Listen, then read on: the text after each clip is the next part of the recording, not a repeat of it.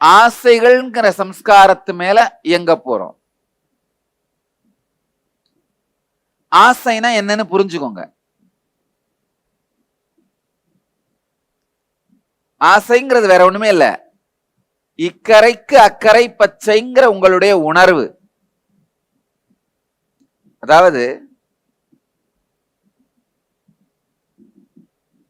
ஏதோ ஒரு சில நேரங்களில் விபத்தாக உங்களுக்குள் நடைபெறுகின்ற திருப்த உணர்வை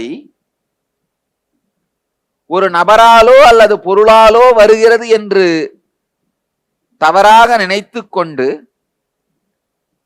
அந்த நபரையும் பொருளையும் தேடுவது, தேடிய பின் அந்த நபரிடமும் பொருளிடமும் இருந்து கல்லில் நார் உரிக்கும் முயற்சியை போல திருப்தியை அவர்களிடமிருந்து உரிக்க முயற்சிப்பது, இதுதான் ஆசை. நல்ல ஆழமா புரிஞ்சுக்கோங்க. ஆசையினுடைய டெஃபினேஷன்,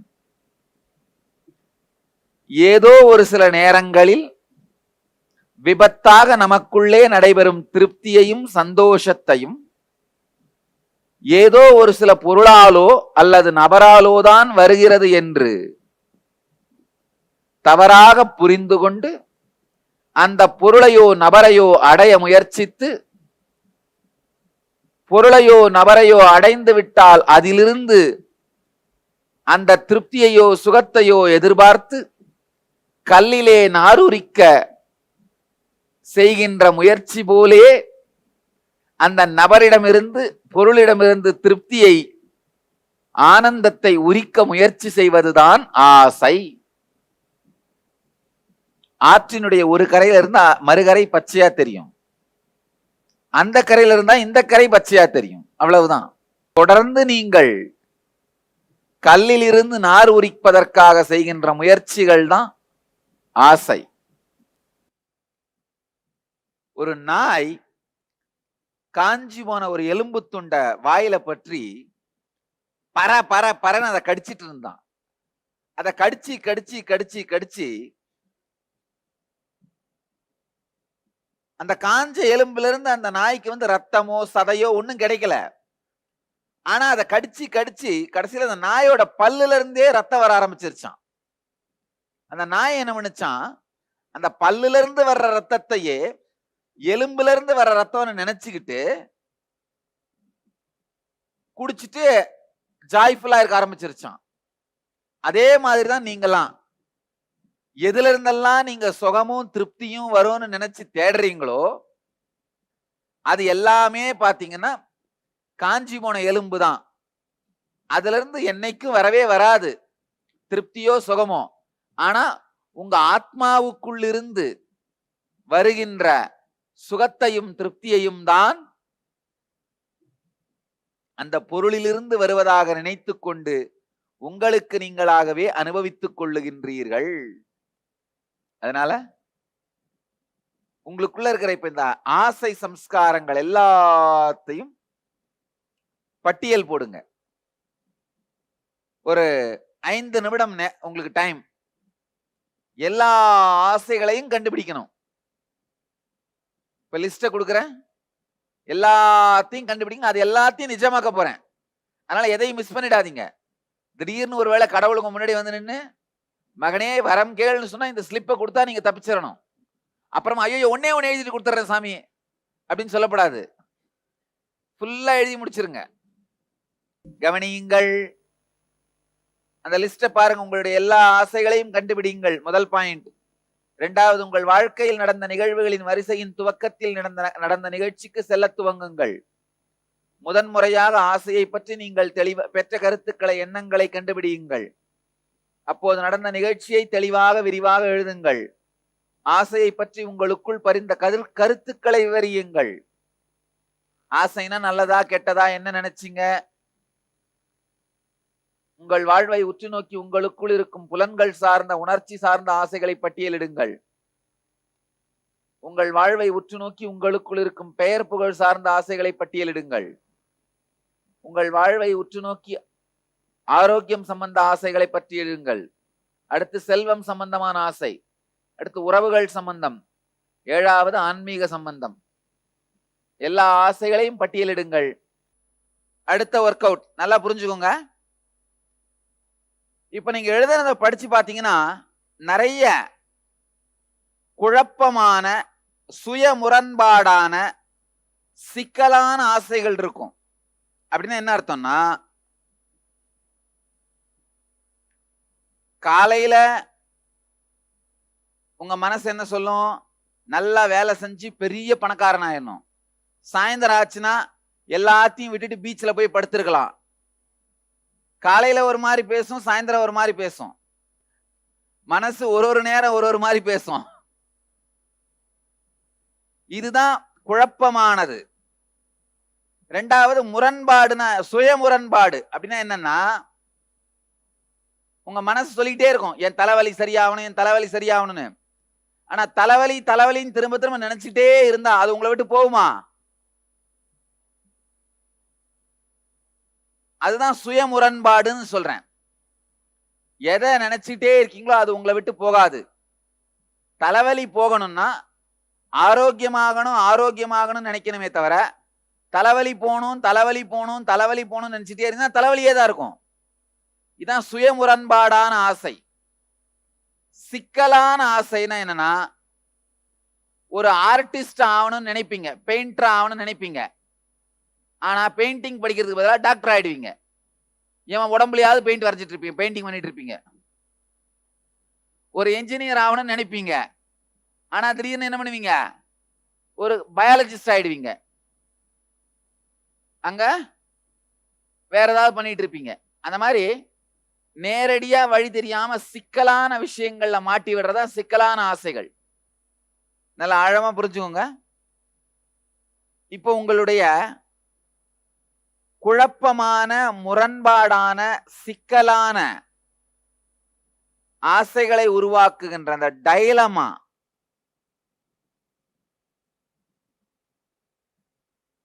அதை உடைக்கிறதுக்கான கிரியைக்குள்ளதான் நுழைய போறோம். நல்லா ஆழமா புரிஞ்சுக்கோங்க. இந்த கிரியை 2 ஸ்டெப். முதல் ஸ்டெப் உடம்பால செய்ய வேண்டியது பிராணாயாமம். 2வது படி மனசால செய்ய வேண்டியது. ஆழ்ந்து கேளுங்கள். முதல் ஸ்டெப் எப்படின்னா, மெதுவாக சுவாசத்தை உள்ளிழுத்து சுவாசத்தை உள்ளேயே நிறுத்தி மிக மெதுவாக சுவாசத்தை வெளியேற்றி சுவாசத்தை வெளியிலேயே நிறுத்தி மிக மெதுவாக மீண்டும் உள்ளிழுத்தல். ஆழமா புரிஞ்சுக்கோங்க. மெதுவா உள்ள இழுக்கணும். எவ்வளவு மெதுவா முடியுமோ அவ்வளவு மெதுவா. அப்புறம் எவ்வளவு நேரம் முடியுமோ அவ்வளவு நேரம் உள்ளேயே நிறுத்துங்க. அதுக்கு பிறகு எவ்வளவு மெதுவா முடியுமோ அவ்வளவு மெதுவா வெளியில காற்றை வெளியில விடுங்க. அதுக்கப்புறம் திரும்பவும் நிறுத்தி எவ்வளவு நேரம் முடியுமோ அவ்வளவு உள்ளேயே நிறுத்துங்க. அதாவது நுரையீரல் காலியா இருக்கணும், காற்றை சுவாசம் பண்ணாம வெளியிலே நிறுத்துங்க. ஆழமா புரிஞ்சுக்கோங்க.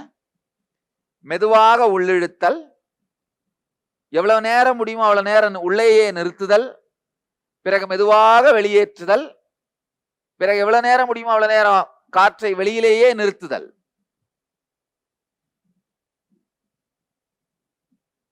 புரிஞ்சுதா? இதுதான் முதல் படி. யாராவது ஹை பிளட் பிரஷர், ரத்த அழுத்தம் உடையவர்கள், இதய வியாதி உள்ளவர்கள், நுரையீரல் வியாதி உள்ளவர்கள் இந்த கிரியை செய்ய வேண்டாம். மற்றவர்கள் செய்யலாம். இது முதல் படி. 2வது படி, இருந்த இடத்திலேயே அமர்ந்து நீங்க இப்ப எழுதியிருக்கிற எல்லா ஆசைகளுமே நிஜமாக மாறிவிட்டதை பாருங்கள். ஒரு அரை மணி நேரம் கற்பனை உலகத்துல வாழுங்க. நிஜமாயிருச்சுன்னா எப்படி வாழ்வீர்கள்னு. உங்க மனசு என்னெல்லாம் பண்ணணும்னு தோணுதோ பண்ணட்டும், கவலையே படாதீங்க. அது பின்னாடி என்ன மனசு பண்ணணும்னு தோணாலும் பண்ண விடுங்க. இப்ப மனசை கட்டுப்படுத்தி கட்டுப்படுத்தி வச்சு அது அலையும். மனசை முழுசா அலைய விடுங்க. என்ன பண்ணுதோ பார்க்கலாம். கட்டுப்படுத்தாம ஒரு அரை மணி நேரம் விட்டு பாருங்க, எங்கதான் போகுதுன்னு பார்க்கலாம். நல்லது. கிரியை ஆரம்பிக்கலாமா? 2 கால்களுக்கும் இடையில் 2 அடி இடைவெளி இருக்குமாறு நில்லுங்கள். கால்களை அகலமாக பரப்பிக்கொண்டு எழுந்து நில்லுங்கள், கண்களை கட்டுங்கள், எவ்வளவு முடியுமோ அவ்வளவு உள்ளேயே நிறுத்துங்கள்.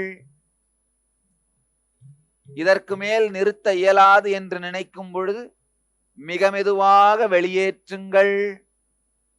வெளியேற்றிய பிறகு சுவாசத்தை உள்ளிழுக்காமல் எவ்வளவு நேரம் முடியுமோ அவ்வளவு நேரம் மூச்சை வெளியிலேயே நிறுத்துங்கள்.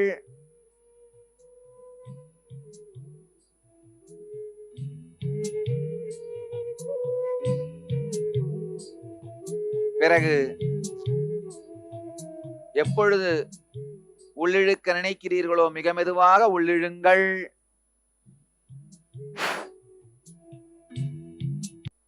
பிராணாயாமத்தை தொடருங்கள். இருந்த இடத்திலேயே அமருங்கள். என்னவெல்லாம்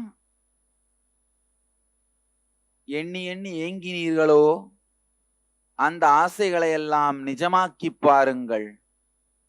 உங்கள் மனம் போன போக்கிலே போகட்டும். மனம் போன போக்கிலே உங்களுடைய உடலையும் வாழ்க்கையையும் போக அனுமதியுங்கள். விரும்பியவாறெல்லாம் உங்கள் மனம் இயங்கட்டும்.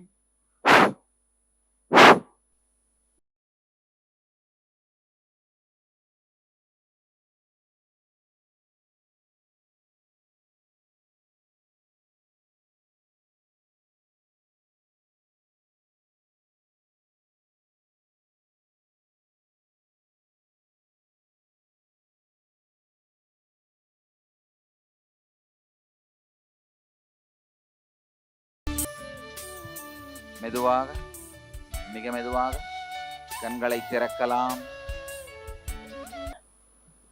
ஆசைக்கு அடுத்து வருகின்ற சம்ஸ்காரங்கள் குற்ற உணர்ச்சி. எப்பவுமே ஆசைக்கு அடுத்து குற்ற உணர்ச்சி தான் வரும். குற்ற உணர்ச்சி என்பது கடந்த காலத்தின் நிறைவேறாத தருணங்களை நிகழ்காலத்திற்கும் எதிர்காலத்திற்கும் எடுத்து செல்லுதல். நல்லா புரிஞ்சுக்கோங்க. குற்ற உணர்ச்சினா என்னன்னா, முதல் விஷயம் உங்களுடைய கடந்த காலத்தினுடைய நிகழ்ச்சிகளை நிகழ்காலத்தில் உங்களுக்கு இருக்கிற அறிவை வைத்து நீங்கள் ஒப்பிட்டு பார்த்தால் உங்களுக்கு நீங்களே ஏற்படுத்தி கொள்ளுகின்ற துக்கம், உங்களுக்கு நீங்களே ஏற்படுத்தி கொள்ளுகின்ற துயரம் குற்ற உணர்ச்சி. ஆழமா புரிஞ்சுக்கோங்க.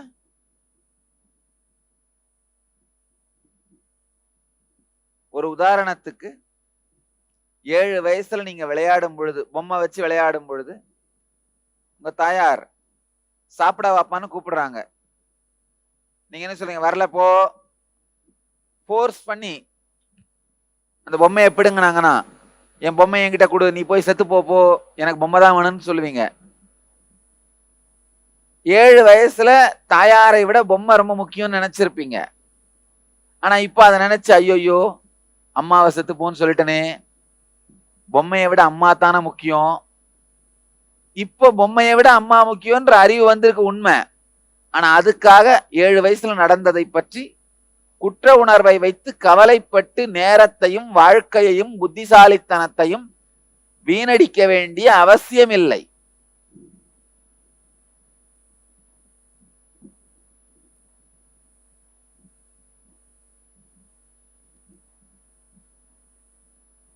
பல்வேறு விதமான குற்ற உணர்ச்சிகளை உள்ள வச்சிருக்கீங்க. உங்களுடைய குற்ற உணர்ச்சிகள் தான் உங்கள் துக்கம் விளைகின்ற விளை நிலமாக இருக்கிறது. நிலம் இருந்தாதான் பயிர் விளையும். குற்ற உணர்ச்சி இருந்தாதான் துக்கம் விளையும். குற்ற உணர்ச்சி இல்லாம துக்கம் விளையாது. உங்களுக்குள்ள இருக்கிற எல்லா குற்ற உணர்ச்சியும் வெளியில எடுத்துட்டு வரலாம். பாருங்க, நல்லா தெரிஞ்சுக்கோங்க. எது சரி எது தப்புன்னு சொல்றதுக்கு யாருக்குமே ரைட்ஸ் இல்லை. தேவையில்லாத குற்ற உணர்ச்சிகளை உங்களுக்குள் உருவாக்கித்தான் சமூகம் உங்களை வஞ்சிக்கிறது, சமூகம் உங்களை ஏமாற்றுகிறது, சமூகம் உங்களை நாசமாக்குகிறது. உங்களுடைய குற்ற உணர்ச்சிகள் சின்ன வயசுல இருந்து 3 வயசுல இருந்து நீங்க சேர்த்து வைத்த எல்லா குற்ற உணர்ச்சிகளையும் வெளியில எடுத்துட்டு வாங்க. அதுக்கு பிறகு அதை ஆழ்ந்து வாழ்ந்து முடித்து வெளியேற்றலாம். Reliving is relieving. நல்லா தெரிஞ்சுங்க. Reliving is relieving. மீண்டும் அதை வாழத் துவங்கினீர்களானால், அந்த குற்ற உணர்ச்சிக்குள் போய் வெளியே வருவீர்களானால், அந்த சம்ஸ்காரங்கள் உங்களை பாதிக்காத அளவிற்கு உங்கள் மனதிலிருந்து வெளியேறி விடுகின்றன. சின்ன வயசுல இருந்து 3 வயசுல குற்ற உணர்ச்சி ஆரம்பிக்கும். அது ஒரு குழந்தை தன்னுடைய உடம்போடே விளையாடும். தாயார் தந்தையாரோ அதை தடுத்து நிறுத்தும் போதுதான் முதல் குற்ற உணர்ச்சி ஆரம்பிக்கும். குழந்தை என்ன பண்ணும்? கை எடுத்து வாயில வச்சுக்கும், இல்ல கால் எடுத்து வாயில வச்சுக்கும். நாம என்ன பண்ணுவோம்? பளிச்சுன்னு அதை அடிச்சு, ஏய் கை வாயில வைக்காத, காலை வாயில வைக்காத. ஏன்னே குழந்தைக்கு தெரியாது வைக்க கூடாதுன்னு. ஆனா அதை அடிச்சு சொல்லுவோம். அப்போ இருந்து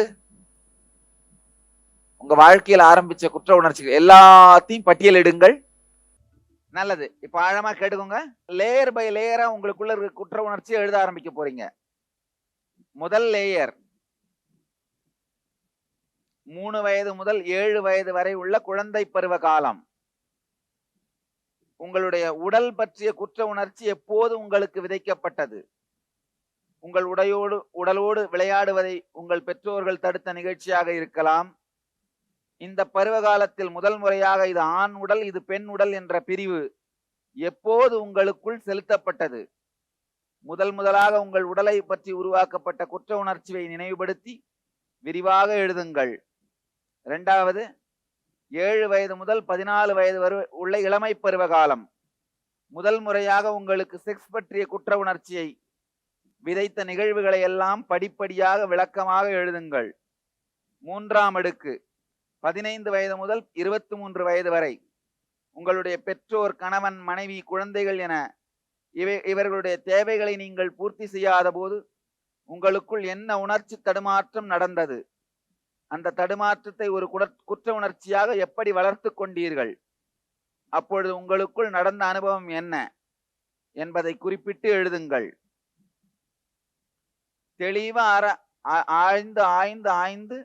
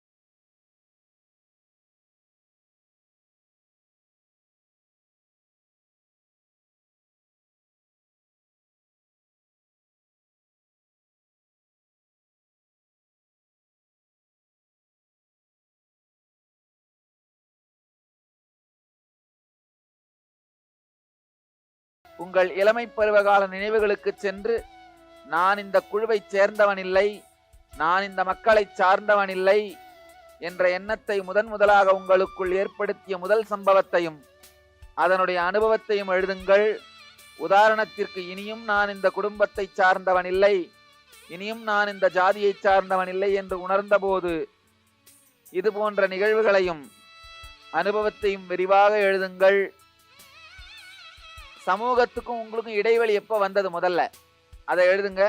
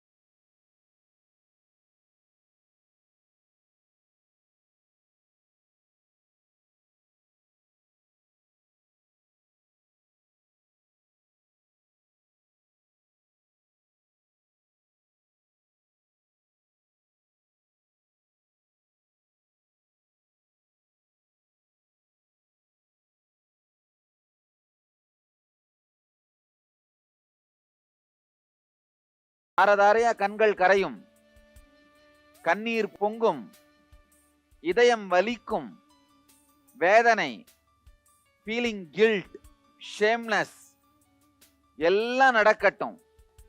இது எல்லாம் உங்களுக்குள்ள இருந்து கரைஞ்சு வெளியில போகிறதுக்கு அனுமதியுங்கள். கண்களை மூடி நிமிர்ந்து அமருங்கள்.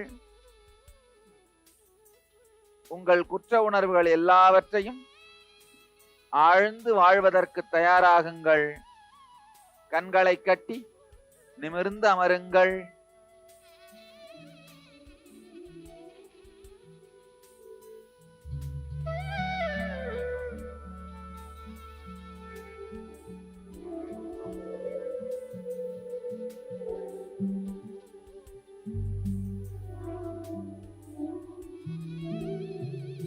மெதுவாகவும் ஆழமாகவும் சுவாசியுங்கள்.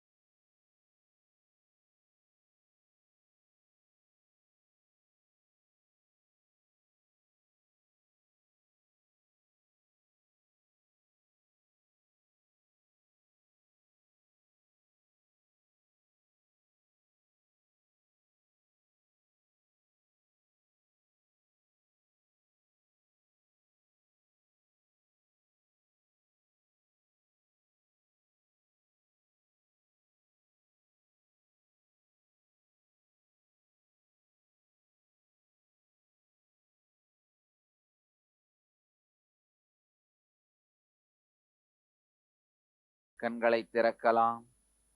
நான்காவது நிலை சம்ஸ்காரங்களான ஆழமான வலி சம்ஸ்காரங்களை கவனிப்போம்.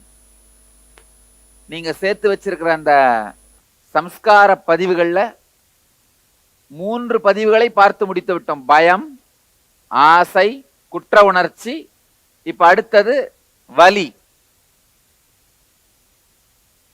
உடல் வலி, மனவலி, உணர்வு வலி. இந்த 3 வலிதான் நம்முடைய வாழ்க்கையிலே துக்கத்தை ஏற்படுத்துகிறது. ஆழமா புரிஞ்சுங்க. உடலால ஏற்படுற வலி எல்லாருக்கும் தெரியும், அடிச்சா வலிக்குது. மனதால ஏற்படுற வலி அப்படின்னா, உங்களுக்கு யாராவது மரியாதை கொடுக்கலனா. உணர்வால ஏற்படுற வலினா, நீங்க ரொம்ப நம்பின ஒருத்தர் உங்களை ஏமாத்திட்டா, உணர்வு வலி. இந்த 3 விதமான வலிகள். ஒரு கொடுமை என்னன்னா, இந்த வலி சம்ஸ்காரம் மட்டும் திரும்ப திரும்ப அந்த வலிகளை உங்களுக்கு நினைவுபடுத்தி வலிகளை உண்டாக்கி கொண்டே இருக்கக்கூடிய சக்தி வாய்ந்தது. அதுதான் கொடுமை, பெருங்கொடுமை. இப்ப உட்கார்ந்து முதல்ல வலி சம்பந்தமா உங்களுக்கு நினைவுகள், சம்ஸ்காரங்களை பட்டியலிடுவோம். அதுக்கு பிறகு உங்கள் எல்லோருடைய குண்டலினி சக்தியையும் விழிப்படைய செய்வதற்கான கிரியைக்குள்ள போக போறோம். அதனால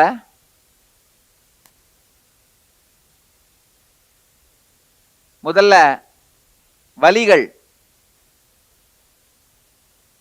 உங்களுடைய வாழ்க்கையே எழுதி ஆகணும். உண்மையில பாத்தீங்கன்னா வலின்னு சொன்னா நினைச்ச உடனே உங்களுக்குள்ள, உங்க உணர்வுக்குள்ள வலியை வர செய்கின்ற நினைவுகளை எல்லாம் ஒவ்வொன்றாக மேலெடுத்து வாருங்கள்.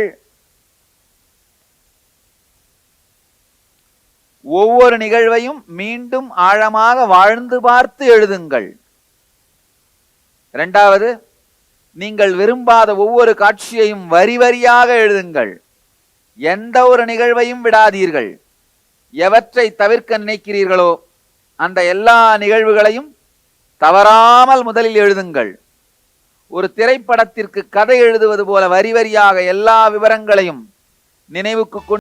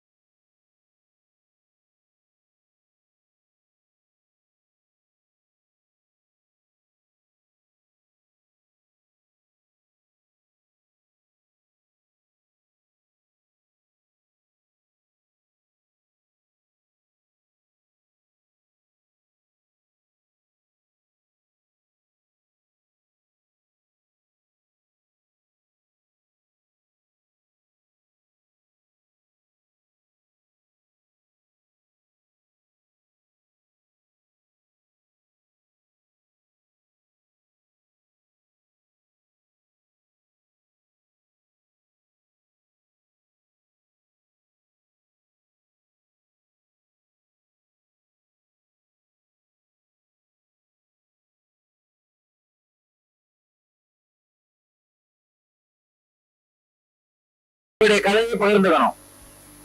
அதை பகிரும்போது அந்த நிகழ்ச்சியை கம்ப்ளீட்டா ரீலீவ் பண்ணுங்க. எந்த உணர்ச்சிகளையும் அடக்காதீர்கள். உங்களுடைய எல்லா உணர்ச்சியும் பொங்கி கொந்தளித்து வெளியேறட்டும். எதையும் மறைக்காதீர்கள். எதையும் சென்சார் பண்ணாதீங்க. கதறணுமா கதறுங்க. துக்கமா இருக்குன்னா துக்கத்தை வெளிப்படுத்துங்க. அழணும்னா அழுவுங்க. முழுசா வெளியில கொட்டுங்க. கேட்க என்ன பண்ணணும்? ஒரு செவர் மாதிரி உட்கார்ந்து இருக்கணும். கண்ணை மூடக்கூடாது. கண்ணை திறந்து உட்கார்ந்து இருக்கணும். ஆனா எந்த விதமான ரியாக்ஷனும் இல்லாம உங்களுடைய சிம்பத்திய காமிக்காம அப்படியே அமைதியா உட்கார்ந்து இருக்கணும். ஒரு தட்டை முடிச்சிட்டீங்கன்னா ஒருத்தர் நீங்க பேசி முடிச்சப்பறம் அதர் பர்சன் ஆரம்பிக்கலாம். அதுக்கப்புறம் நீங்க ரெண்டு பேரும் பேசி முடிச்சிட்டீங்கன்னா நீங்க அடுத்த பார்ட்னர் நோக்கி போங்க. நீங்க ஒருத்தரும் 5 பேருக்கு உங்களுடைய கதையை சொல்லியிருக்கணும். 5 பேராவது அவங்க கதையை உங்ககிட்ட சொல்லியிருக்கணும். ஆரம்பிக்கலாம். நல்லா ஆழமா புரிஞ்சுக்கோங்க. இன்னொரு முக்கியமான விஷயம் ஆரம்பிக்கிறதுக்கு முன்னாடி நீங்க இப்ப என்ன கேட்கறீங்களோ அது முழுக்க முழுக்க கான்பிடென்சியல். மற்றவர்களுடைய வாழ்க்கையை மதிங்க. எக்காரணம் கொண்டு இதை வெளியில போய் எதை பத்தி யார்கிட்டையும் எக்காரணம் கொண்டும் இங்க என்ன நடக்குதோ அதை பத்தி பேசக்கூடாது. உங்ககிட்ட யாராவது சொன்ன நிகழ்ச்சியை பத்தியோ இல்ல